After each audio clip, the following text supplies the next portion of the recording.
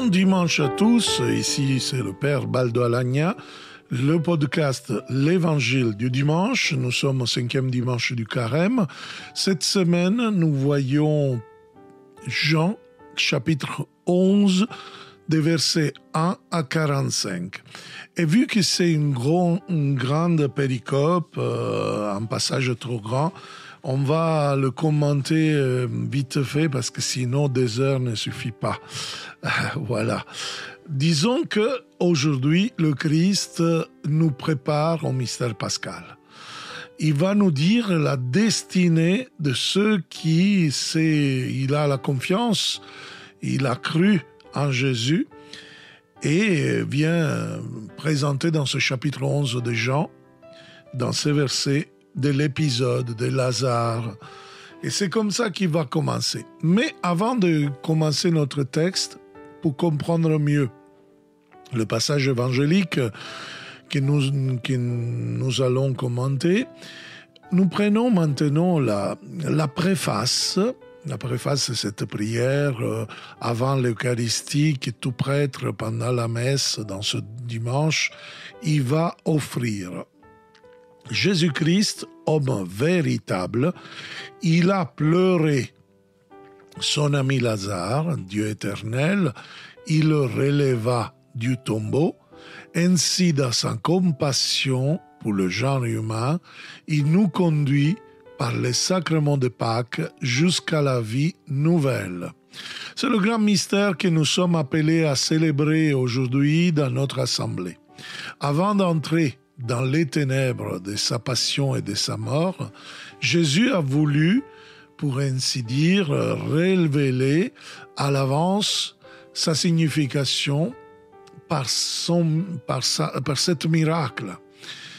Voilà. Et c'est de même aujourd'hui l'Église, avant de pénétrer le mystère liturgique des Pâques, donc il veut que nous considérions comme dans une expérience, l'annonce de sa signification.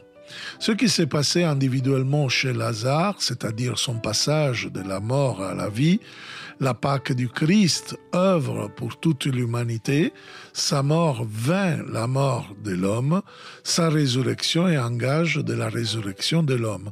Donc Lazare, nom hébreu qui veut dire Dieu qui aide, en effet, il est le symbole de toute l'humanité qui est morte. Déjà, nous sommes à Béthanie.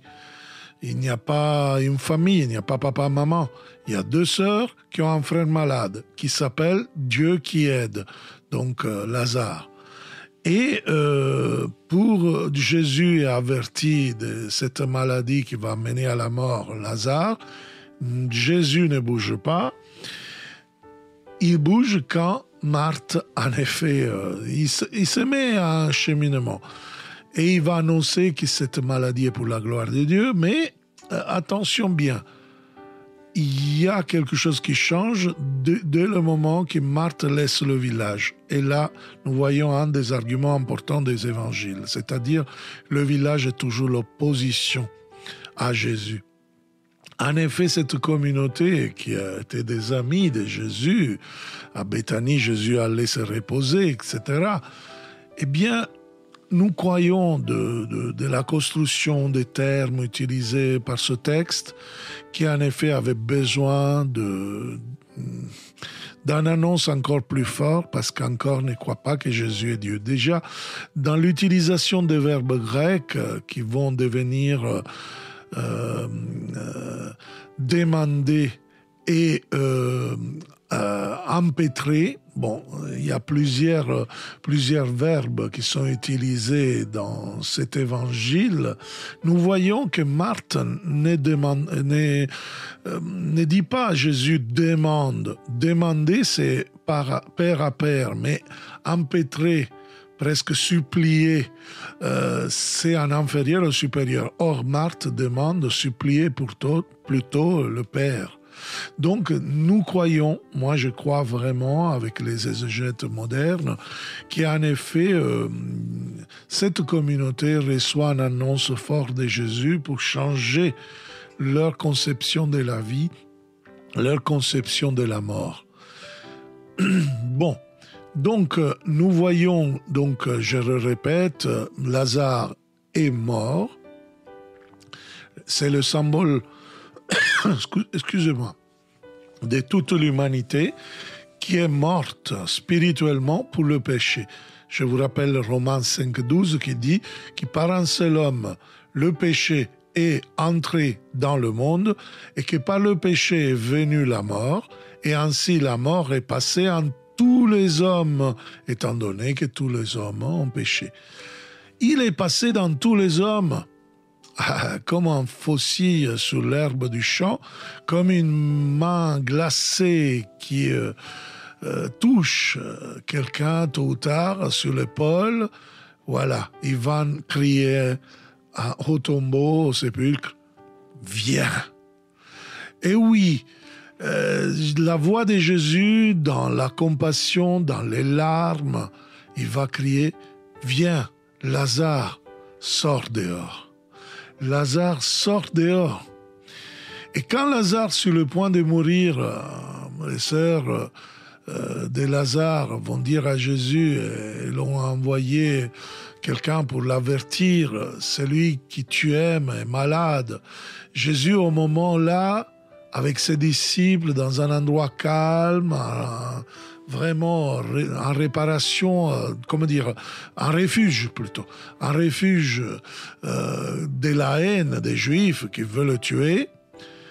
Et il avait essayé de ne pas aller à Béthanie. Et ses disciples étaient étonnés de la décision après postérieure quand Jésus change d'idée pour retourner en Judée à voir son ami mort. Donc, ils vont lui dire, Maître, il y a peu de temps, les Juifs ont essayé de te lapider, tu retournes parmi eux. Jésus savait bien ce qui l'attendait à Jérusalem. Lui-même l'avait prédit, voici, nous allons maintenant à Jérusalem, et là le Fils de l'homme sera livré à ses ennemis et sera mis à mort. Pourquoi donc est-il allé à Béthanie, qui est juste à côté de Jérusalem, et l'entrée de Jérusalem, on pourrait dire? Il était motivé par son amour pour son ami Lazare. Ce disciple de cette communauté qui en effet n'a rien fait pour que lui puisse vivre. Mais au contraire, il est mort. Ce grand amour de Jésus, cette grande miséricorde, cette grande compassion, rapporte l'évangéliste Jean, faisait frémir, trembler presque Jésus. Là, le verbe dit vraiment frémir. C'est vraiment un tremblement, comme si Jésus n'accepte pas cette situation. La mort n'est pas dans la volonté de Dieu. Et Jésus pleura. Il se met à pleurer. Jésus aimait aussi comme un homme, parce que c'est à l'homme de trembler et de pleurer.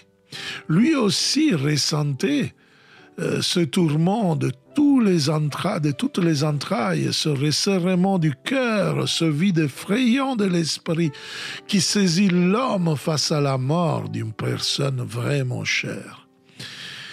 Qui sait quelle douleur profonde et sincère brillait de son visage pour arracher aux personnes présentes l'exclamation « Regardez comme il aimait ». Voilà, ça c'est le fait historique. Mais il est temps, comme je vous ai déjà annoncé, pour nous d'entrer dans le mystère, en profondeur, dans la théologie de ce passage, dans l'aujourd'hui dont nous parlait la préface. Ce qui s'est passé sur la tombe, sur le sépulcre de Lazare, était un signe, c'était le début d'un miracle que Jésus continue à œuvrer encore aujourd'hui dans la communauté de l'Église et dans le monde. Il tremblait de compassion et d'amour pour moi, pour toi aussi. Le jour que dans le baptême m'a appelé de la mort à la vie, des ténèbres à la lumière. Je tremble encore d'amour chaque fois qu'il me relève du mal et tombe avec son pardon. Même en ce moment, il se tient devant nous, comme il se tenait devant le tombeau de Lazare, à Béthanie. Nous ne sommes pas encore complètement ressuscités. Nous ne serons jamais définitivement, nous ne serons jamais définitivement sur la terre, sur cette terre. Toute notre vie chrétienne est une lutte continue contre le mal, un combat spirituel très fort et contre la mort. Cela essaye toujours de nous aspirer comme la mer essaye d'aspirer le naufragé qui est venu toucher le rivage du mât, mais il se fait tirer. La mort nous assiège. Pas simplement d'un point de vue physique, nous corrode minute par minute, contre-temps. Par conséquent, notre existence, aussi cette autre mort, ce que la Bible appelle la seconde mort, voilà, la mort de l'esprit. Il nous assiège de l'extérieur. Dans la société permissive et païenne d'aujourd'hui, où le diable, justement, parfois, il est en premier, la mort, le péché, jaillit sous tous les angles, s'insinue dans toutes les relations humaines, jusqu'à dérailler complètement même les plus forts.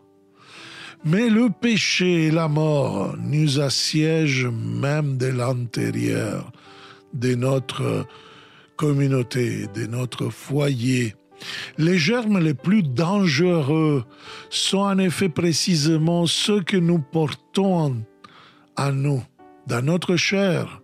Dans la Bible, au début du chapitre qui parle du déluge, nous lisons ces paroles en Genèse 6, 5. Dieu regarda dehors et vit que la méchanceté de l'homme était grande sur la terre et que son cœur n'est formé que des pensées de méchanceté. Le spectacle que la terre offre aux yeux de Dieu aujourd'hui ne doit pas être très différent de ce moment-là. Mais maintenant, il y a un sauveur. Voilà la différence. Il y a Jésus-Christ parmi nous. Il se tient devant nous et nous crie comme à Lazare. Sortez! Il nous crie, chrétiens, allez dehors de votre tombeau. Sortez de votre indifférence, sortez de votre paresse, sortez de votre égoïsme, sortez de votre ego, sortez du désordre dans lequel vous vivez, sortez de la dissipation, sortez de l'orgueil, sortez du désespoir. Ces paroles prophétiques que Jésus a prononcées et continue à prononcer résonnent comme les paroles de la première lecture de la messe de ce dimanche, dans le livre du prophète Ézéchiel. Voici, je ouvre vos tombeaux, je vous ressuscite mon peuple, je laisserai mon esprit entrer en vous et vous revivrez. C'est un moment dans lequel Dieu prend une résolution, l'unique résolution de notre vie. C'est pourquoi nous aussi, en ce temps sacré du carême, nous devons entrer en agitation, je dirais. J'utilise un mot qu'utilise Saint Augustin. Avec nous-mêmes. Il faut trembler avec Jésus.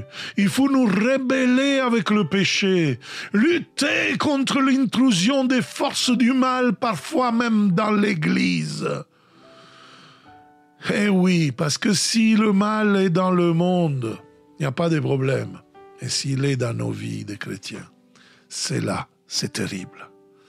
Nous devons dire, comme dit l'apôtre Saint Thomas, dans l'évangile d'aujourd'hui, allons aussi, nous-mêmes à mourir avec lui. Oui, mourir à nos péchés, à nos morts, nous convertir pour ressusciter avec lui comme de nouvelles créatures purifiées par son sang, par le pardon qu'il donne à l'Église, par les prêtres, par la confession avec laquelle on va se préparer à la fête pascale. Il disait Saint Augustin, pourquoi le Christ est-il troublé par le tombeau de Lazare, si ce n'est pour vous enseigner que vous devez devenir agité. Voilà l'agitation, la sainte agitation. Quand vous voyez opprimé et écrasé par tant de péchés, c'est statistiquement affirmé que les chrétiens ne se confessent plus. Ils n'ont plus confiance à cause d'une communication mauvaise parfois des prêtres. Attention, frères et sœurs. Saint Augustin nous dit, examine-toi à la place de plaider toi-même, de culpabiliser. Tu te dis, j'ai fait ce péché et Dieu m'a pardonné. J'ai commis cet autre et Dieu a différé le châtiment. J'ai entendu l'évangile et je l'ai méprisé. Je me suis fait baptiser et je suis retombé dans les mêmes péchés. Alors c'est continue Saint Augustin. Que puis-je faire? Où vais-je? Comment puis-je m'en sortir? Quand vous parlez ainsi, cela signifie que le Christ tremble de cette agitation. Parce que la foi tremble en vous. Que les accents de ceux qui tremblent, l'espérance du ressuscité est annoncée. Et nous aussi, nous terminons notre réflexion sur l'évangile de ce 5e dimanche du Carême avec ce regard tourné vers la vie, vers la résurrection, vers celle que Jésus, que nous célébrons à Pâques, et vers la nôtre résurrection, vers notre vie. Avant d'aller au tombeau de son ami Lazare, Jésus dit à sœur Marthe, « Je suis ». Donc, il va prononcer le sacre tétragramme, donc, parce que Marthe, peut-être, elle ne croyait pas à sa divinité. La résurrection et la vie. Donc, cette parole très forte, il va nous le dire à nous. Est-ce que tu le crois? Tu sors de ton tombeau, tu ressuscites avec la foi.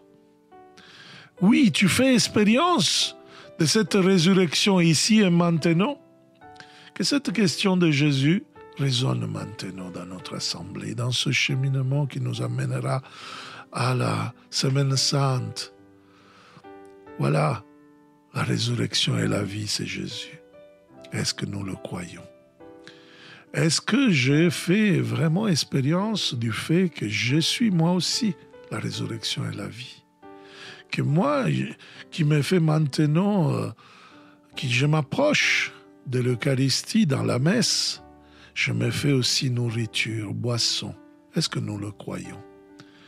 Voilà le message très profond de ce dimanche 5e du Carême. Je vous donne rendez-vous à dimanche prochain et bon dimanche à vous tous avec l'évangile du dimanche. Ciao.